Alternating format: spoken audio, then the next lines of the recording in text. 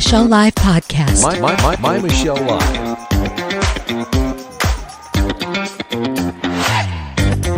Ladies and gentlemen, welcome. It's time. My Michelle Live. Sports Timeout. The fans, the field, the faith, the fun. Here's Michelle. Not just Michelle. It is a plethora of fun with our roundtable of sports guys. I'm excited. This is our Super Bowl edition. Welcome to My Michelle Live Sports Time Out. Here's who is going to assault your senses with glory today. My brothers, my family, my friends, here we go. I'm going to introduce you around the round table. Garrick Pang. Garrick Pang is a pastor. He's a coach, longtime soccer player, past chaplain for our Seattle Sounders, and an all-around cool guy. We have with us Brent Baker. Now, Brent is a sports writer and photographer and also an author of an upcoming book available next month, probably one of the best sci-fi books. Oh my gosh, it's this month. Is it available now? Is it available now? Pre-sale, yes. Woo! You can order it. You can order it now. There's my website. There you go. BrentRBaker.com. Hey, real briefly, tell us about the book and how to get it and all of that. It has nothing to do with sports, but that's okay. It's science fiction / spiritual warfare epic novel. If you like Frank Peretti or Ted Dekker, those kinds of guys, you probably will like this book. Yeah. BrentRBaker.com is my website, and from there you can go to Amazon or wherever you like to buy your books, and the ebooks are available in multiple places, the hard copies, Amazon, or directly from me. So excellent. Yay. So that's really cool. Congratulations on that. We just want to get that plug out. Then we have with us Brother E. Coach E is from E-Train Fitness. He gives a personal touch to keeping you healthy and well. We've been broadcasting together for some time. He's a great friend. He has played, I would venture to say, every sport that is sportable, every sport that's playable, except for on women's teams, but I don't know for sure. Coach E has played on. He has played on, coached, and experienced everything. There's not a sport he hasn't been on, Coach E. We have with us Joshua McMillen. Josh is our sports authority. You hear him once in a while as our manna on the street. He is an almost father of a newborn. He has a 3-year-old at home, so it's going to be really exciting here near the end of March. She's 5. We'll be reporting on that. She's 5. Yeah. Sorry. Oops. They change every year. What's wrong with them? And we have Rich Hallstrom. Rich Hallstrom is a longtime veteran sports reporter, the official 12th man, and our own encyclopedia. Rich, I'm desperately looking for your soundbite. I'm sure I'll get it eventually. In the meantime, guys, welcome. It is time. Get ready for sports. Sports. It's time. Super Bowl. It's time to sports it up. Ladies and gentlemen, this weekend, 6:30 p.m. Eastern on Sunday, Super Bowl 55 in the battleground of Tampa's Raymond James Stadium. Chiefs and Bucks will vie for the Lombardi Trophy, 71 glorious pounds of silver-plated glory, and which, fun fact, could and should come in a Tiffany blue box, because boys and hey girls, did you know that the Lombardi Trophy is made every year by the jewelry guru of Tiffany? So we're going to be talking, I had to get that out because girls watch sports too. We just take it to a whole new level. I'm just saying. So guys, here we are in Super Bowl 55, and we're going to take it on today. The Chiefs are looking to become just the 8th team in NFL history to repeat as Super Bowl champions, winning last year. They beat San Francisco 49ers 31-20, I think. Is that right, Encyclopedia Rich? That is correct, Michelle. And it's going to be a barn burner. I'm predicting Chiefs by 10. Patrick Mahomes beats Tom Brady and goes down in the record books with back-to-back wins and almost solidifies his potential Hall of Fame career. And by the way, if he does this, he'll be the youngest quarterback in history, in NFL history, to win back-to-back games, which is very cool because he's like 25, even though he looks like 15. It's very cool. Good for him. So, Coach E, give me your thoughts on Super Bowl 55. Super Bowl 55 is going to be, I expect it to be a very competitive game. It's going to go down to, I actually think the defenses are going to play a very large part in this. Tampa Bay, I believe, has the edge. And with Kansas City having a really beat up offensive line, the weather is going to play a factor. It's supposed to rain a lot. And, I like to go with the underdog in this, which, is this little guy named Tom Brady something. He's not very good. I mean, because, he has something to prove. He could become the oldest quarterback. Yeah, forget the youngest. He could be the oldest. He could become the oldest quarterback to win a Super Bowl and then hopefully solidify his Hall of Fame credentials, with this win. Yeah, so, think about this. He needs any more he needs any more solidification there. Okay, so think about this. This is I like that you say that this is going to be a defense intensive and that they're going to play a big role because we really are talking about the quarterbacks, oldest versus youngest. Tom Brady has more Super Bowl rings than he can wear on one hand, and he's been in the Super Bowl 10 times, which means he's not invincible, but he could arguably be considered the best quarterback in NFL history. So wow. And then you have this young guy who I think may be the future of quarterbacking. We've seen his style with here in where I broadcast from Seattle, and all of us have that connection with Russell Wilson. This scrappy, he can play three different ways. You never know what's going to happen kind of quarterbacking, and that's a little bit harder to defend against. No wonder he's risen to the top. Let's hear from Joshua. Yeah, I mean, well, first things first, I only have a like 15 minutes or so to do the podcast today. So I'm going to start out with an opening shot instead of a final shot. Okay. And then I'll talk about the Super Bowl if you don't mind. My opening shot, I've said it a couple times, Disney Plus.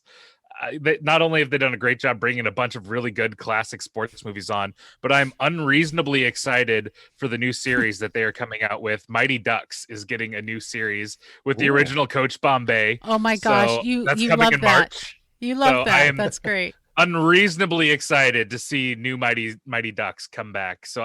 And it's going to have the original coach. He's going to be there. So very excited for that. That's my opening shot since I won't be here for final shots. Anyway, this is exciting. And Tom Brady, man, what a career he's had, and here's a question for everyone except for the encyclopedia. How many teams have played the Patriots twice in the Super Bowl? And can you name them? Woo. Do. The Rams, I think. Yeah, that's one. Okay. Eagles. Yes, the Rams. Okay. Yep, Eagles. Okay. That's the other one. The last one beat them twice. Giants. There you go. Giants. Okay, Yeah. there you go. All right, there you only go. three. Trivia. The only time the Giants finish over 500, they beat the Patriots in the Super Bowl. Well, so, that was the year they went in as a wild card too, and Eli Yeah. Manning. Uh-oh. There you go. Get back to asserted where you himself once as the, belonged. There you go. Baby, come back. as the hero in New York. But yeah, what a career he's had, and he goes back to the Super Bowl. I got to say, like this one, he's not really carrying this team to the Super Bowl. He is the ultimate game manager, you could say. I mean, look at their path to the Super Bowl and how they got here versus the Packers. He threw 3 interceptions. He didn't have a good quarterback rating. He isn't the reason they're in the Super Bowl, but he is a great leader, and he's bringing his leadership to the table in this game. Now, I like what the Bucks bring to the table. I like that they have Vita Vea, a Washington product. But I really, the Chiefs are just so good right now. And their offense, when they're running at full power, if they have their full offensive line there, Patrick Mahomes healthy behind center. Thank goodness he didn't end up actually having a concussion. I don't know if Tampa Bay can keep up, because although they have some great weapons on offense, Tom Brady's never been the deep ball is never been his big strength. And you saw him throw some deep balls that worked out, but those were 50-50 balls at best, man. And he was lucky that he has people on his team that he can throw that to. Like Mike Evans is a great 50-50 ball guy. Rob Gronkowski, great 50-50 ball guy. He has those weapons that he can do that with, but Patrick Mahomes can do it all, man. He's like Russell Wilson. He has a deep ball that is so pretty. He can throw from all the different arm angles. He can throw on the move. He can run if you give him the option to. And the weapons he's got around him are like Tyreek Hill. He is some of the best short burst quickness I've ever seen in the game. Like, you see him move like no other receivers move, and just make space around him with that short area quickness. Like, maybe DK Metcalf would beat him in a long run, but if you're talking about a dash, like he's going to be at full speed in half a second. DK Metcalf, the bigger guys, they take a little bit to get up to speed, but man, and the tight ends he has around him, I have a hard time seeing Kansas City losing this one. Oh, wow. Kansas City definitely has the overall team speed, Josh, and I think that's the big thing that the Bucks are going to have to adjust to, and I don't see them making that adjustment. And you brought up Tyreek Hill. Travis Kelce is also. Teacher calls on Elston. Teacher calls on Elston, and we'll get back to you, Encyclopedia Rich. Go ahead, Elston. Coachy. There's this thing that nullifies speed. It's called weather. Rain, torrential downpour expected on Sunday. Okay. So it's going to turn into one of those games. That's why I said defense. In my opinion, I said defensive, because I'm not expecting this to be a beautiful shootout. I'm expecting this to be the Pete Carroll 17-20 muddy, messy Raymond James running game. It's going to come down to Leonard Fournette versus Bell running the game. Literally all the people watching this will be like, how come Patrick Mahomes isn't throwing for 300 yards? How come Tom Brady isn't throwing the ball? Why do they have interceptions? It's going to be because the weather is going to be bad. Wind, rain, ultimate nullifier when it comes to speed. And having played in bad weather, I'm telling you right now, don't expect a giant offensive explosion that a lot of people are hoping for. So when you're picking who's going to win, factor in who's got a better running game. That's what I would look at before I start making my picks. That's what I would suggest. Wow. Okay. Yeah, I was just thinking, if we're getting torrential rain, we'll have Tom Brady throw for 70 yards and get the MVP award. But I can see Leonard Fournette. Leonard Fournette could be the X factor if it's a bad weather game, because he's got more in the tank than Le'Veon Bell does. If Clyde Edwards-Helaire were available, you could see a great running back contest. But if the weather doesn't come to pass, that team speed that Kansas City has is really hard to match up. And Mahomes is awesome, and they just have so many weapons. So I guess it's hard for me to make a pick, not really knowing what the weather will do, because that can be such a huge factor here. So I'm kind of wimping out on that. Make two picks. Make a good weather pick. I'll go with the weather and Fournette being the key to an upset. Okay, back to the encyclopedia. There we go. And you know what? I owe you this, Rich, because I was slow on the draw. Let's hear from Encyclopedia Rich.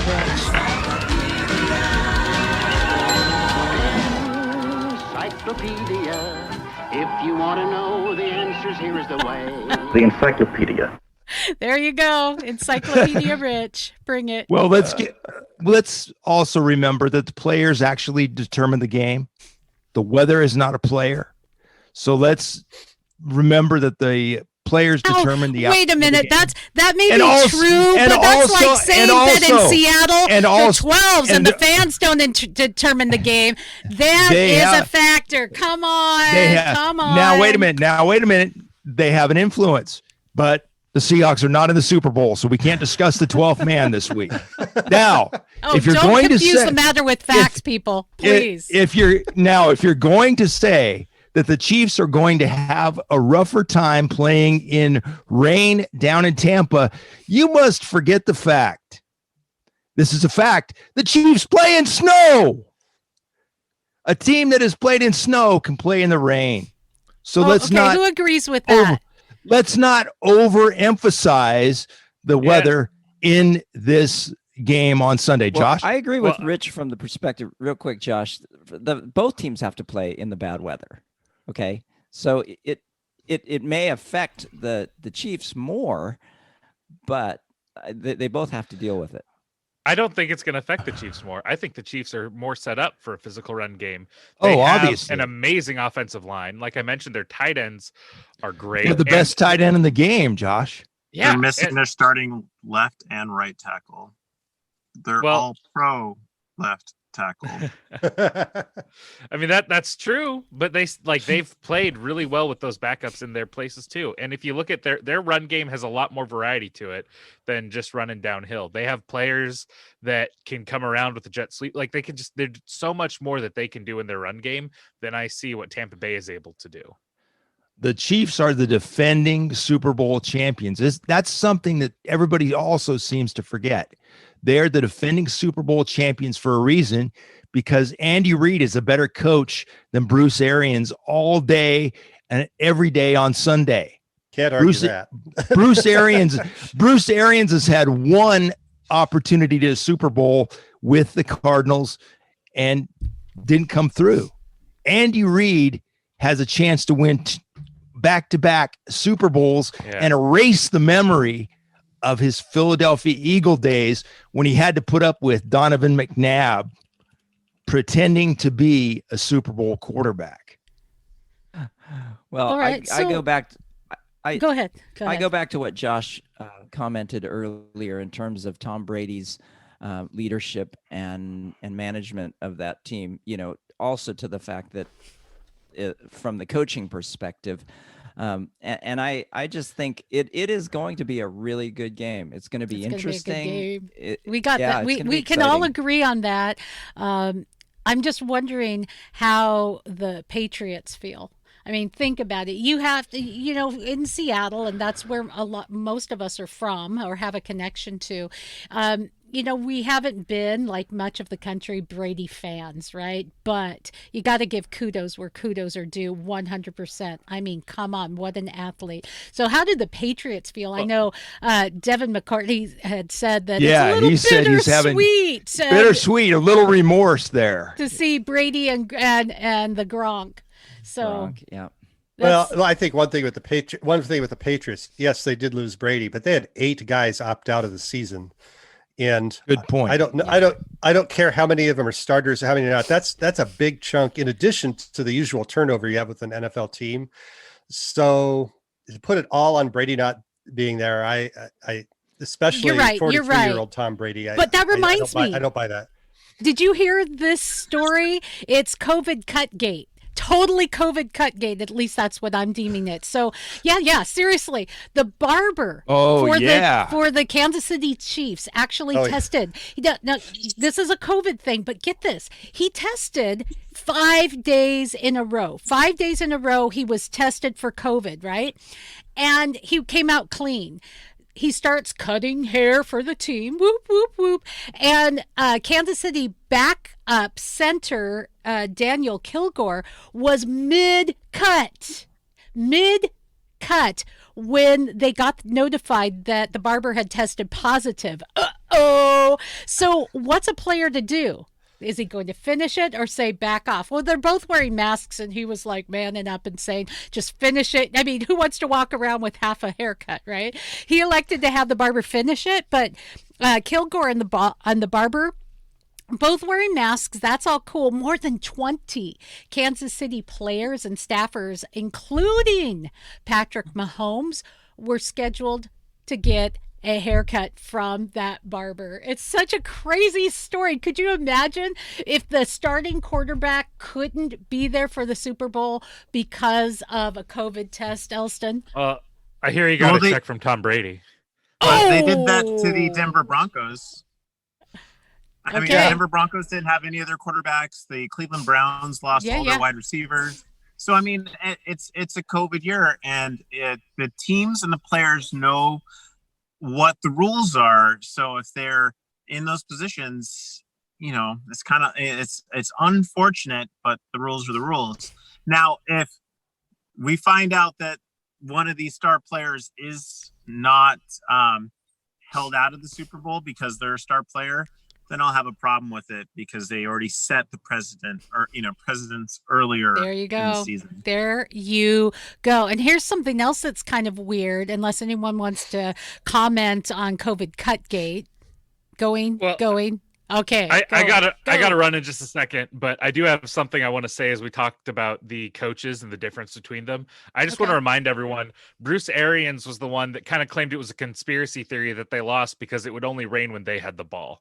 I believe that was when he was the Arizona coach against the Dolphins, if I remember right. But he said, it only rained when we had the ball, which, was kind of weird. Made it sound like there's some kind of conspiracy there. So he's ready for the weather to be bad this weekend. Yeah, Josh, he's ready. Josh, give us 30 seconds on your thoughts about the MLB season. Oh, goodness. I am so excited for this upcoming season.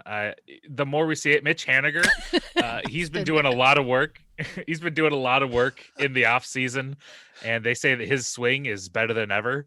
And he said that he feels more comfortable. A lot of the problems he was having that was leading to his injuries, they found that it was because he wasn't getting the right power from his torso, which, Elston, you might know a little bit about that. Some of the mechanics of his swing, he wasn't using the right parts of his body, and so it was straining his lower back. So he's feeling really good. I'm really interested. We have an embarrassment of wealth that's coming up in the outfield, and I don't know who's going to stay, who's going to go. But, we're by looking we, that... can I just, because we broadcast to the entire world, by we, it's not just the royal we. He's referring to his very own Seattle Mariners. And for those of you outside of the Seattle area, of which we have lots of listeners, Seattle has had can we see a dry spell? the biggest dry spell in all of major sports. So it's almost over. It's just hold out. Just hold out. When you look up the word drought in the dictionary, a Mariner logo appears next to the word. Right next to the Detroit Lions. It's true. But hey, guys, playoffs. I mean, it could happen this year because we have a lot of young talent coming up, but expect by next season that we're going to start really seriously contending for the playoffs once we get a lot more of this talent up and they get a little experience. And that's when they're also going to start spending on free agents. I don't think they're going to spend a lot on free agents other than filling some holes this year, maybe some flyers on guys they can trade by the deadline. But next year, that's when they're still going to start spending and bringing in people to fill in the holes that are left after we get this next wave of young talent up in this current season. So it's almost over, guys. We're almost there. They're doing it the right way. We have one of the best farm systems in baseball. There's a lot of hope for the future of the Mariners, and I see rain clouds on the horizon.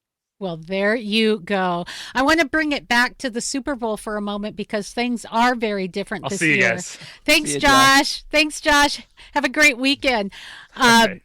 You may be familiar with the idea that after the game and after the win, there's big celebrations. And, everyone says, what are you going to do next? You've heard this. Listen.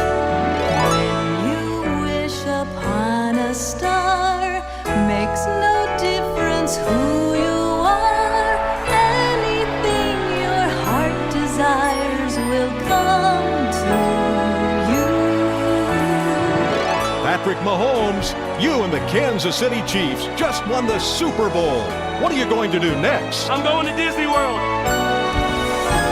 Because Disneyland's closed. Yeah, not so much this year. It's all very, very different. So, and so we'll be experiencing some difference there. One thing, the Bucs get to play in their own home field, but are they going to have much of a home field advantage when, we have COVID issues? Let's talk about that. Let's face off on that. How is the Super Bowl going to be different? This week we've got a face-off. And they're going to face off against one another. Boom. Bring it, guys. How's it going to be different?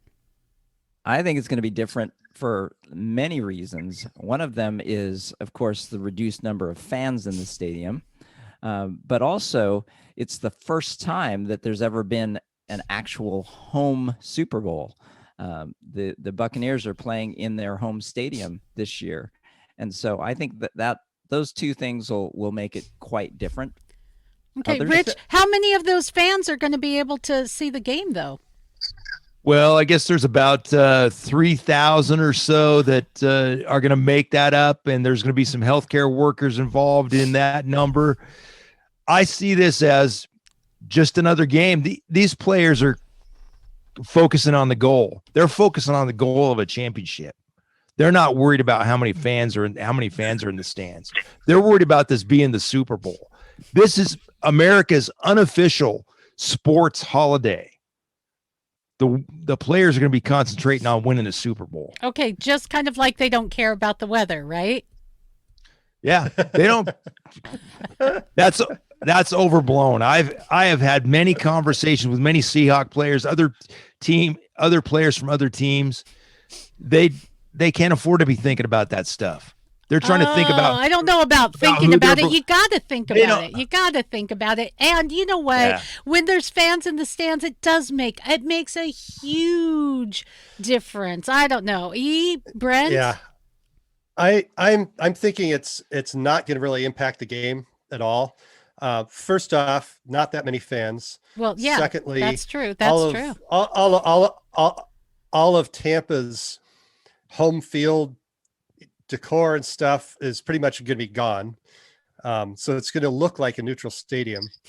Third, these players have been playing with fewer or no fans all season they've been long. playing in this environment the whole year. And as we've statistically, the home field advantage also basically disappeared along with the fans. So I think what we'll see, and I guess the other thing though is with the Super Bowl, it's you basically have a neutral fan base.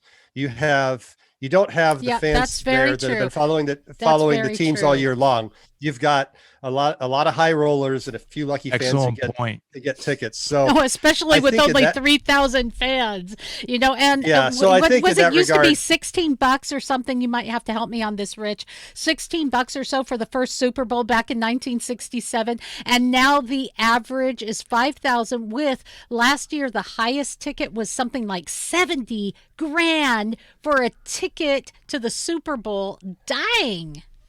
There's a lot of unemployed scalpers out there. Yes. Another interesting fact about the very first Super Bowl. The very first Super Bowl was not called the Super Bowl. It was called the World Championship Football Game. Lamar Hunt, former owner of the Kansas City Chiefs, came up with the term Super Bowl. And the Chiefs are the last American Football League team as a franchise to win the Super Bowl in Super Bowl IV. So the Chiefs are going to be going for their third Super Bowl title. We're going to talk in just a moment about some fun facts about the Super Bowl, some questions, and even put our encyclopedia man to the test. Elston, I'd like you to weigh in on this. So I kind of think that this year, like they were saying, is the home field hasn't really made a difference in terms of, it's pretty neutral when you're going places. The players themselves, even though some people don't think they've all chimed in and said, it feels really weird. We've had to try to make our own energy up. There's no fans.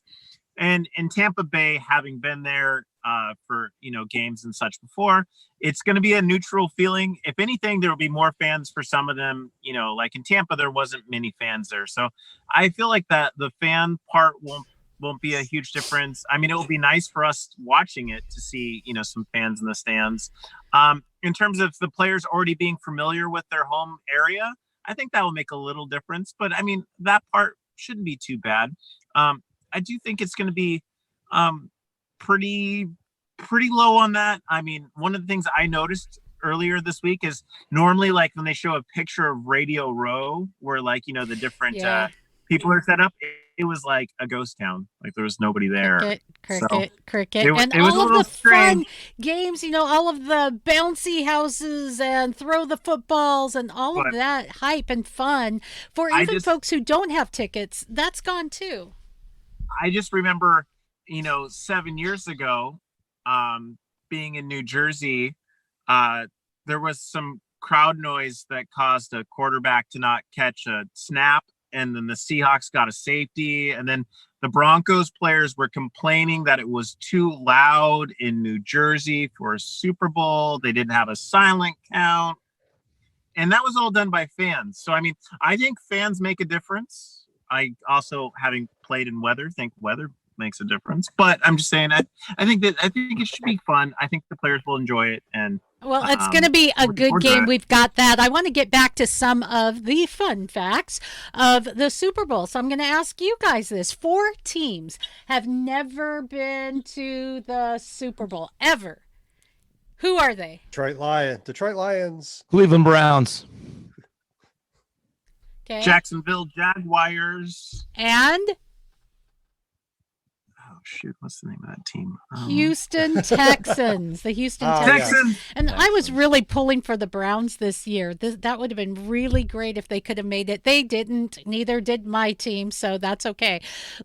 Oldest. We just talked briefly about the oldest game. The oldest and the coldest is what I'm going to do next. The oldest game, 1967, Packers won over the Chiefs. We almost had a rematchup of Packers. We could have, but as we will talk about tomorrow in our Entertainment Review podcast, Super Bowls have had these halftime shows, and it wasn't until the 90s when we had these pop stars extravaganza. It was always these halftime shows with marching bands. The first one was the University of Arizona, actually, at Grambling State University. But the coldest, where do you think the coldest Super Bowl was played?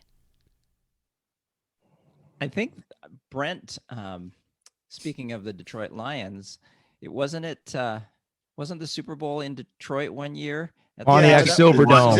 It was Silverdome indoors. 81. It was indoors, though. So the outside temperature. San Francisco versus Dallas in the Super Bowl. 81, I think. Coldest? No, not Can't be San Francisco and Dallas. No, They're both in the NFC. I meant San Francisco was playing against who were they playing against? Cincinnati. No, it was the first Super Bowl that Joe Montana won. Okay, I'm going to stop you because from what I've researched, the coldest was in 1972 in, of all places, Narlands, Louisiana. It was 39 degrees. Okay, and it was the Pats who won over the Steelers that year. So kind of interesting, huh? Ta-da. Huh. Any other fun facts that you guys know from the Super Bowl that you want to share? Well, Rich referenced the origins of the Super Bowl name. Okay. And I've always enjoyed the story, which may be part apocryphal, about Lamar Hunt's kids playing with a super ball and him coming up with the name.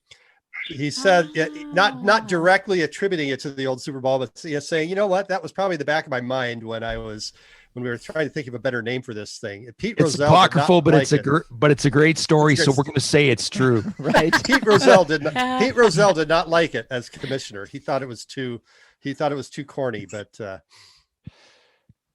there you go. Okay. I think I was going to say one of my favorite stories from one of the Super Bowls was one of the Packers Super Bowls where I think it was at the Rose Bowl or the LA Coliseum. And the guy, I forgot his name, but the guy that had the most receiving yards, like he wasn't even supposed to be like a starter that game. And he went out all night, partied, drank, showed up at the hotel the morning of the Super Bowl, like still like hadn't slept. And they like told him, hey, such and such is not going to play. We need you to start. And he like told the story on NFL Films, like, and I was just thinking to myself, oh man, shoot.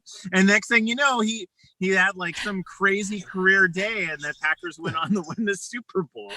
And he still said that he was, that was one of my favorite stories that I've read about Super Bowl history. I like it. Anyone else? Fred Biletnikoff, maybe? Unlike the rest of you guys who are like sports encyclopedia experts, I've always been more kind of on the sidelines as a layperson in the whole sports world. So it had always been my feeling, although there have been a few outliers in terms of locations, but they always put the Super Bowl in warmer climates. So maybe one of you guys could expound on that, because, there have been a few times where it's been up north and things like that, but the majority of games seem like they've been in the Sunshine Belt. What are you guys' thoughts on that? Well, I would say the reason for that, Garrick, is pretty simple. You don't want the fans to freeze, and you want a great outdoor experience. And Miami, New Orleans, you're talking about the Superdome having a very big impact on New Orleans getting that game for multiple times. And the Orange Bowl, one of the famous football stadiums in America, the old Orange Bowl, the old home of the Miami Dolphins, that has a lot to do with it. The Hubert H. Humphrey Metrodome, when that was the old airbag up in Minneapolis, and the Pontiac Silverdome were the first real cold weather places to get it. And I don't think you're going to see that. You're going to see that. And that's part of the problem of why Seattle has never really been seriously considered for it, because of the reputation of Seattle if you're and the spending cold weather. $70,000 for a ticket, you don't want to get rained on. Something else that's going to be interesting this year, and the first time, is our halftime show is going to be primarily in the stands. The Weeknd will be the performer. He's spent about $7 million of his own dollars to get this thing expensive set up. Weekend. It's going to be expensive weekend. And you know what? Well, I think his music's fairly good. What I want to just say right out there, as far as halftime shows go, he has said that he's going to keep it family friendly. He's going to stay, not going to exceed PG rating. And I really do appreciate that. Yeah, no wardrobe malfunctions, no stripper gate, no pole dancing, and then having to defend it later and say we're just celebrating womanhood. All of that, great. You can celebrate it, but do we really have to an already oversexed generation, do we really have to sell that during the halftime show? So I just really appreciate that. Let's keep it to the music. You guys? Well, I'm excited to see the Weeknd get his chance on national television to do his thing. I think it's going to be a reason to concentrate on their halftime show, and really concentrate on the halftime show, and actually see somebody that can perform and actually pull it off. Yeah. $60,000 too he spent on a Airbnb or something to be there for almost as much as one Super Bowl ticket. I know, right? There you go. Wow. So there you go. Hey guys, can we talk NBA for just a moment? Rich, you sent this. No. Okay. Anyway, what are you wearing to the Super Bowl? Okay, so you sent this article out, Rich, that LeBron James has pretty much zero energy and zero excitement for the All-Star game. What's up with that? I'm not really sure what's up with that, since this is something that the Player Association and the league agreed upon, and LeBron is just upset. Related? What's the deal? You've got me. I mean, LeBron brought it up that we're in the midst of a pandemic. We had the longest season last year with only 71 days of rest in between seasons. But LeBron, if your priority is helping with the pandemic and helping with other things that are more important, then just don't play. Why don't if the NBA players believe that the All-Star game is not important and that the NBA season is not important, then why did you just not play and do some other things to help improve the world in other areas? Sports is a part of life, but it is not the most important part of life. And many times this is my opinion, Michelle, and to the others on the panel, sports says that it's not the most important thing, and that it says that there are other important things in the world, but then sports turns around and acts like it is the most important thing in the world. Okay, I want to Your get thoughts, Coach. guys. I want to get Coach E on this because, you know, as a man who's played every sport known to man, still, you put your priorities where they really matter. You know, you have trained for things that have gone to the extreme. In fact, you guys may not know this about Coach E. Every year he does a quadathlon where he runs, swims, bikes, and kayaks to raise money and awareness for autism. I mean, he has trained past imagination and stretch his body to the utmost ability. I've seen it with my own eyes, and yet you'll be the first to say priorities have to be where priorities should be. Yeah. Thanks. You once an athlete, you got to stay on top of it. Hearing LeBron James say that, and then even listen to some like NFL players talk about like Pro Bowls and Major League Baseball talking about, the game. I really do feel like we've evolved and in the country that people the players would really just prefer it be like such and such is an all-star, here's the award, put it in the newspaper, throw it on the on the websites and things like that. I don't think they actually they personally want to play more. Like, they don't want to go to the Pro Bowl and play. They don't want to go to an all-star game and play. Like, they really should just do kind of the skills contest, the stuff that they like to do where they're just shooting threes and twos, or like in the NFL, they have like one where like Russell Wilson's trying to beat someone by, just throwing, against nobody, because the players don't want to risk their bodies. They don't want to get hurt. They don't want to hit anybody. And having trained for a lot of different things like that, I'd want to do something that's relaxing, but still, they're rewarding me for having an outstanding season. And the fans, looking at it from a fan's perspective, I don't want to see my favorite player, blow his knee out in a exhibition game at all. Like, I don't want to see that at all. I don't want to see that in hockey, baseball, soccer. And, and we've talked about when we've done soccer before, it drives me, nuts when I hear that the Sounders are playing this team and they're going to play all their starters. I'm like, why? So I just think that they would like the recognition. Probably don't really need these games anymore because no one wants to watch those games and they don't want to play it. That's kind of my thoughts on this situation. Anyone now. else? Rich has something to say. But one of the things that you're leaving out there, Elston, I agree on a lot of those points, Coach E. But I gotta say that every time that a contract negotiation comes up, all-star game clauses and all-star appearances go into that, records go into that, all these things go into that. It's like they don't want to participate in an all-star game, but they want to get paid like an all-star. You can't have it both ways, ladies and gentlemen. No, I meant that's why I meant they should still get the recognition of being an all-star. Like, it's kind of like back in the early 90s, they'd say, this is your the Associated Press's all-pro defensive lineman. They would say, this is the Associated Press, all-star team for the NBA, and just there it is, as opposed to having a game on top of it. Like, it's like when they'd say, all conference Pac-12 is this person, and he's an All-American with this guy. It's like they don't, in college football, they don't have like an All-American play this guy if he's a junior and such and such.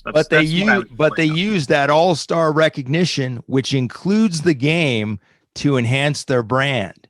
So you cannot, once again, talk out of both sides of your mouth.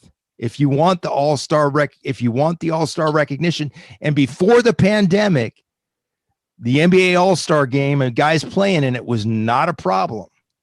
Hey, it's guys, probably this.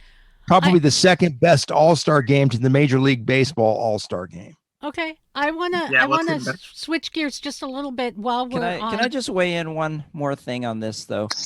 Because I think things have really changed in sports. Okay, when you consider that the minimum salary for rookies in the 1970s in the NFL was $10,000. Okay, and compared to what it is today, I think the All-Star games back then were something different because the game was different and the reason that players played was different. Okay. And so that's a really good point. That's a huge point. I guess what it boils down to is business versus love of the game. And so, I'm not going to fault someone whose body and business brings in a short time big bucks that they have to live off of for the rest of their life. You understand, it is big business. Another big player though in the WNBA is Sue Bird, and so can you guys help me out on this? Sue Bird is an activist athlete. She's a monster ball player for the Seattle Storm. She resigned, but I heard rumors she re-signed. So what is Resigned. Okay. It's re-signed, not resigned. Okay, but I heard rumors that there were rumors originally that she was going to resign, but she did resign. So what is going on with her resigning? She just wants to be part of the best organization in the WNBA, or what many people consider to be the best organization in the WNBA. She's a winner.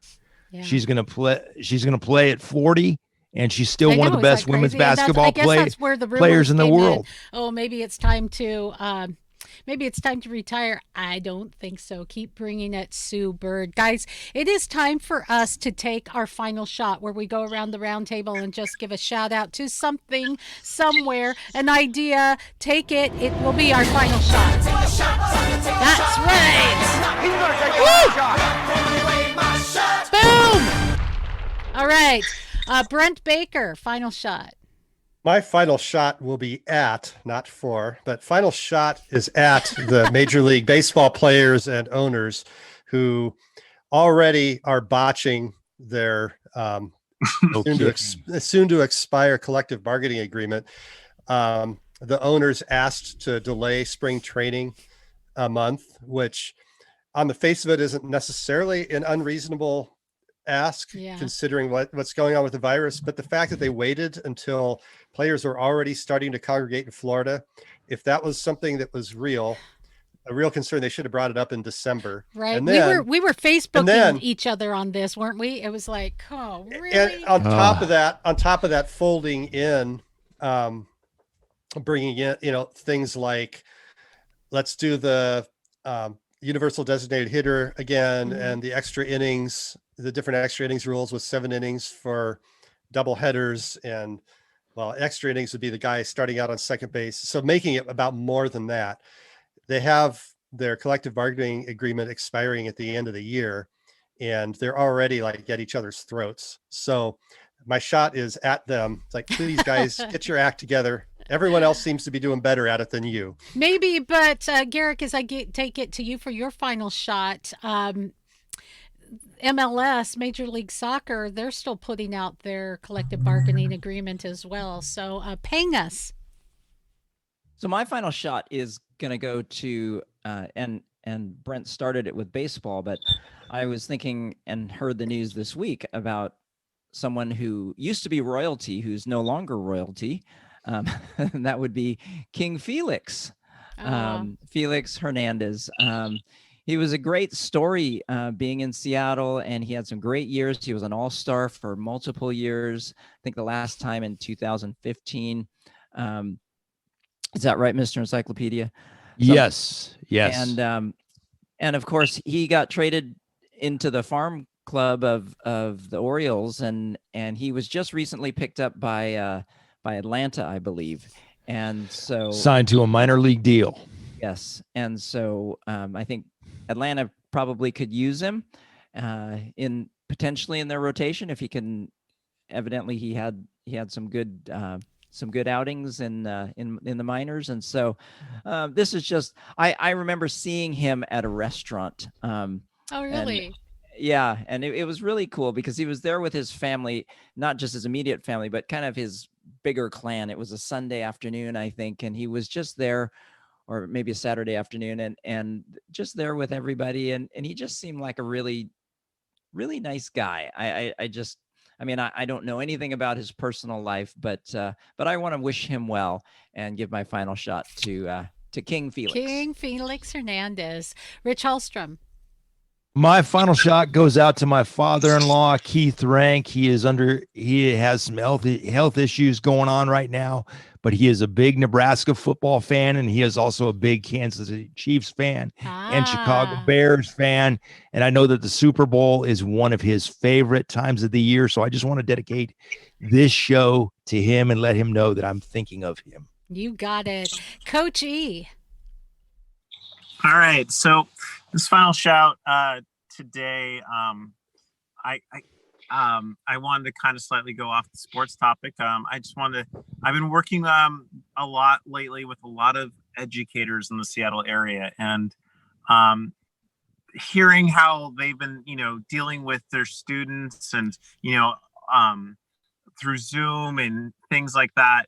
I just wanted to give a big shout out to all the educators out there, all the parents that have had to stay home with their kids and work with their kids and become basically part-time educators to help our youth grow and keep everybody positive during these really trying times of the last, 8 months, 9 months. And, my heart goes out to all these people. And I'm glad that these educators can continue to inspire our youth and show up every day, either in Zoom or if they're now going back to class, however they're doing it. I just wanted to say thank you to you guys. You guys mean the world to us, even if we're not in school anymore, because you affect our youth and our youth will become our future. And so I just wanted to say thank you to you guys. I like it. Well, I am going to take my final shot. And my final shot is to a faith event that's been part of the Super Bowl since 1988. Any ideas of what that might be, Encyclopedia Rich? Something to do with, they have a gospel music show that is connected to the Super Bowl, I believe. They probably do. Oh my goodness. I should give a shout out to, I love the Puppy Bowl. I'm sorry. I really do. Anyway, this faith event is part of the Super Bowl. It's an NFL sanctioned Athletes in Action Super Bowl breakfast. And it's taken place in the Super Bowl host city every year since 1988, 33 years, drawing sellout crowds. What they do there, you'll hear some of sports' biggest names, and this year's program will be televised for everyone on the CBN News channel and Facebook Live. And you'll see a range of players, officials, NFL celebrities, and then a salute to NFL military veterans. Woohoo, thank you for your service.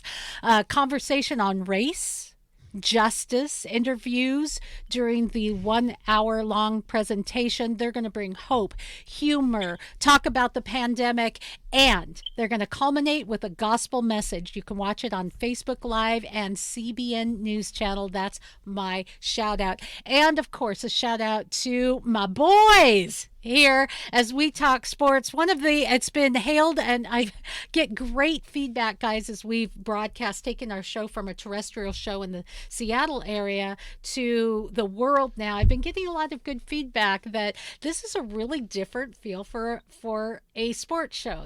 This kind of let's talk about it. And, the chick here who's not just sitting here as a pretty face, definitely, but, just kind of sitting here with my bros, talking football, talking soccer, talking sports, and talking the God story, which we always get to on this podcast. God bless you guys, and thanks for being part today. Thanks, Bless Michelle. you, Michelle. Thank you, Michelle. You are just awesome. You know that. Happy Blue Friday. Happy Blue Friday. Still. That's right.